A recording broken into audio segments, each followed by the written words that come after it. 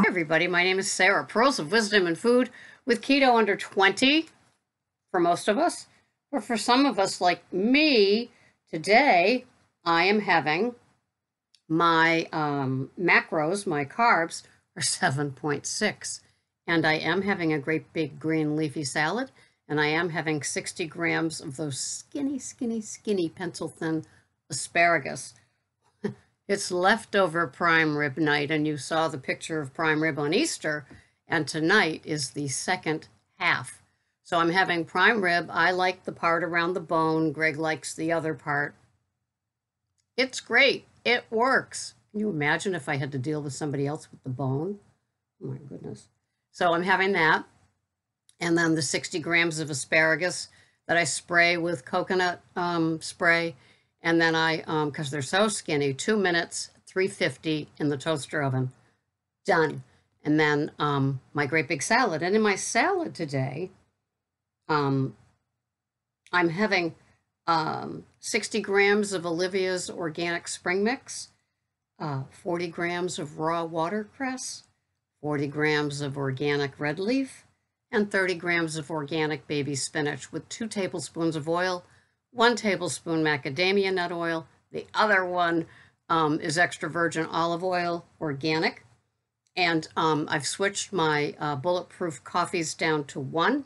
So I'm having 1 with a tablespoon of bulletproof coffees brain octane, 1 tablespoon of organic coconut oil, 1 tablespoon of pasture-raised organic butter in them. And I'm just having a smidgen of the cashew milk, no heavy whipping cream. So that's over there. And then I'm having, my usual, what would be my second bulletproof coffee. I'm having the coffee, the tablespoon of diatomaceous earth, and half a teaspoon of pure, Pyure, which is organic stevia, and erythritol, I think, and cashew milk, and 1 tablespoon of heavy whipping cream. So that's the exchange. And then for dinner, I get to have more oils in my salad, but not today. I'm just having the 2 because the prime rib is so fatty, which I love. And so, yeah. So that total gives me, these are my macros, 1,376 calories and 44 grams of protein with my cap of 50. So I like that being 44. Carbs are 7.6 with a great big nutritionally dense, because those lettuces have tons of stuff in them, salad. And then the 60 grams of the skinny asparagus. If you eat skinny asparagus, do you get skinny? And if you eat fat asparagus, you get fat? Does it work like that? And my fat is 125 grams. So I love that. 1376, it's perfect. And that's what I'm rolling with today. So anyway, I always love to find fun things to talk about. I do have an Eat the Butter video coming up. I love eatthebutter.org. It's really a great little website. It has my heart because it discusses things that are new and current and horrific and wonderful all at the same time. So I do get a lot out of reading that website. But this was in my feed, in my email box, and it is a Dr. Hyman newsletter posting about what not to eat. And I just thought I'd go over with you. He does have a new book, so maybe this isn't. And he's talking about what not to eat. And he says that the problem isn't typically home-cooked meals because we use our fresh ingredients, so we know what's going in them. But it's the other thing. It's the food-like substances, chemicals, food additives, preservatives, food dyes, and artificial sweeteners that food companies add to their food. And I don't know how they get away with the front of the box, the label, the bag, to make you think that you're getting a decent product. So anyway, but if you don't have steroyl lactylate in your cupboard, then you probably shouldn't eat that food that you buy either. And also, you know, I always say if you can't pronounce it, you probably shouldn't eat it. So I think he does mention this. For so long, we were unaware of the toxins that are in our foods that we buy in the store. And we ingest them on a daily basis. Not many of us conscious consumers have learned to avoid breads that contain yoga mats and French fries that have silly putty ingredients. But sometimes these processed foods still find their way into our kitchens. I'm not saying all processed and packaged foods, this is Dr. Hyman, are all that bad. But until refrigeration, it was the only way we had preserving perishables to eat. So anyway, here are the things that he suggests avoiding. Are you ready? And some of this may seem like, yes, I'm talking to the choir again. But you know, isn't this all just reminders? Isn't the basics of what we should eat and what we shouldn't eat part of just the basics of the keto that we need reminding of?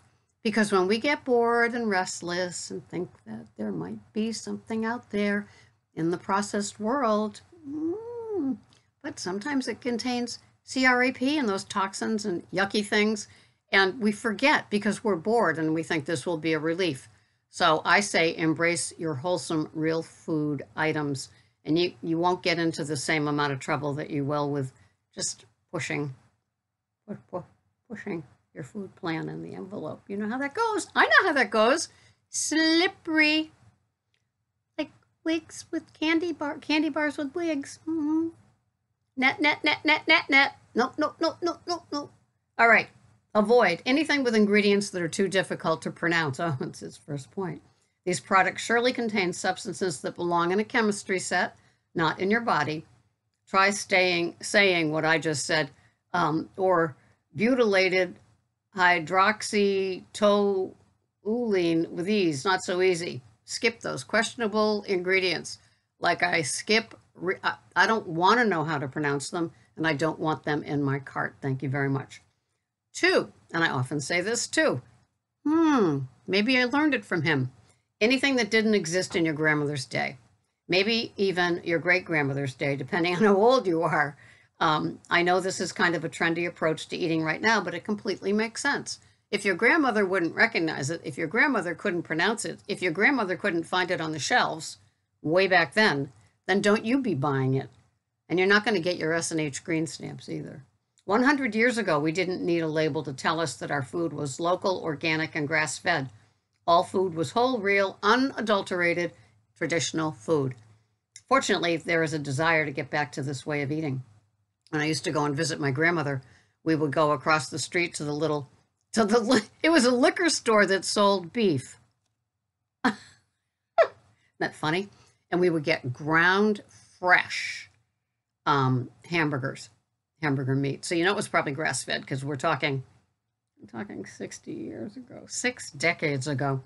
And they would grind it, and my grandmother would cook it in her little broiler in her real old-fashioned gas stove with the broiler that she took one of those safety matches, the long wooden ones, and attached it to a little holder. So it was like this long, and she would light the broiler and cook those burgers. Oh, it would be great. We probably had canned peas with it. But she had raspberry bushes in her garden. Huge raspberry bushes. Oh, love them. All right, number 3.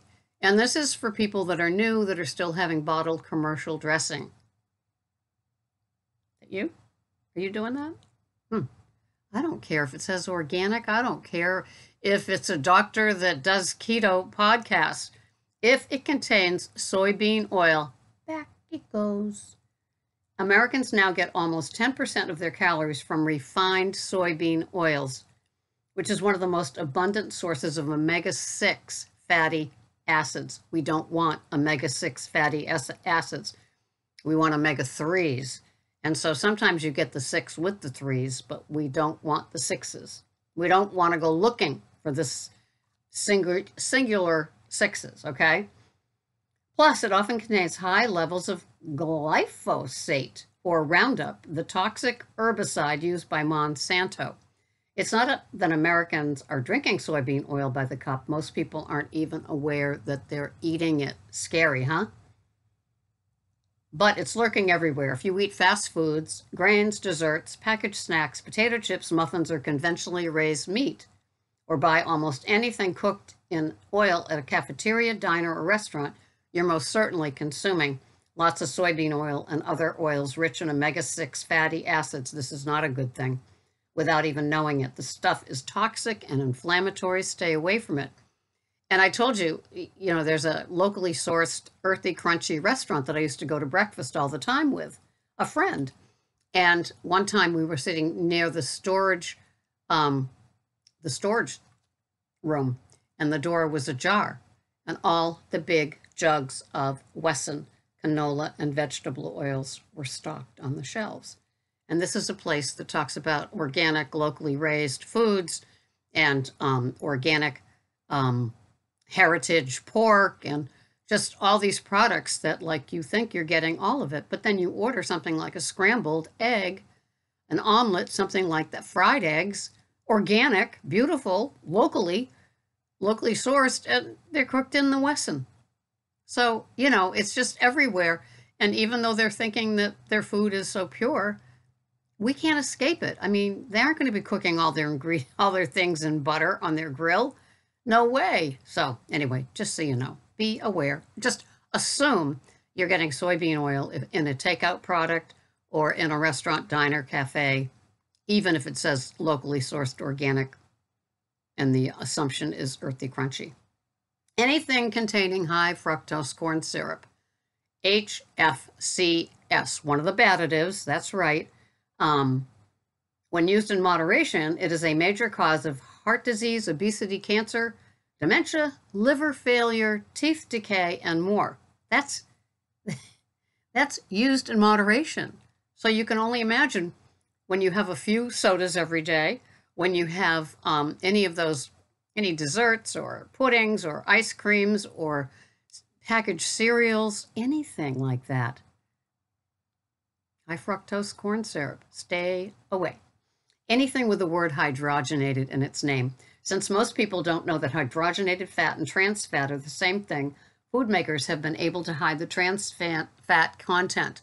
And it is not allowed to be used anymore around here in the United States, but it still slips in with things like, organic shortening.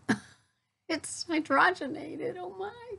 Anything advertised on TV. I love this. Thank you, Dr. Hyman. Have you seen a commercial for broccoli or sardines during the Super Bowl? I think not. The worst foods get the most airtime on television, like I need to tell you. And, sometimes I love to watch the ads because I'm so horrified. That's my idea of a horror movie, are these, 1-minute ads with these food products. I don't need to watch something, a scary movie. I just need to watch the Frankenfood ads, because he's right. The more you see advertised, the more awful it is for you and the higher their profit range is. Enough said on that, right? Anything with a cute name. Fruit Loops is one of them, right? Anything you can buy at a drive-through window. This one is a no-brainer, he says. And did you ever see my video? It was probably 2 years ago, where I took a brown bag, and I crumbled it up, and I said, if this is the end of whatever meal you're eating, you want to give it up. The drive-through, crumbling up of the bag when you're done. Telltale. And then anything with MSG, monosodium glutamate, even though the FDA says it's safe. It's an excitotoxin, a neurotransmitter that is known to kill brain cells.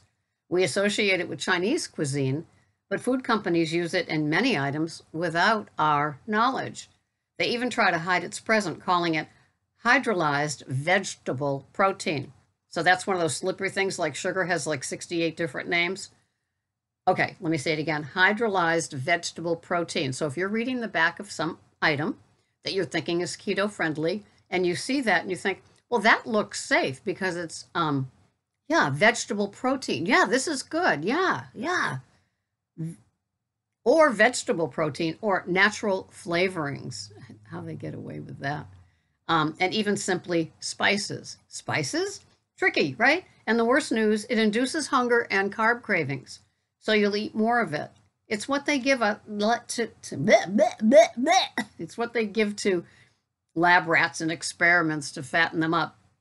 Any food in an aerosol can, and I admit that my coconut oil is an aerosol, and I do know that the next one up, because I always have a backup, is a pump bottle. So, yeah. Anything called cheese food, which is neither cheese nor food. 12, anything with artificial sweeteners. You've heard me say it here a million times. No diet soda. Stalls. So, I mean, are you here to lose weight? Are you here to get healthy? Why do you want to stall your weight loss? Does it make sense? Why not just sparkling water? And artificial sweeteners. You know, the yellow, the blue, the pink, and I throw in Truvia, so the white and green packets. Artificial sweeteners. They stall. They induce cravings. They aren't good for you. Yeah, so use a little stevia if you must, but skip out on the others. So I buy Xyla and Pure that has stevia, organic stevia, and erythritol. And it's an organic product, and Xyla, which comes from hardwood. And those are alternatives versus artificial sweeteners. So anything with any type of additives, preservatives, or dyes, of which we eat 2.5 pounds per year per person. That's scary, isn't it? Yeah.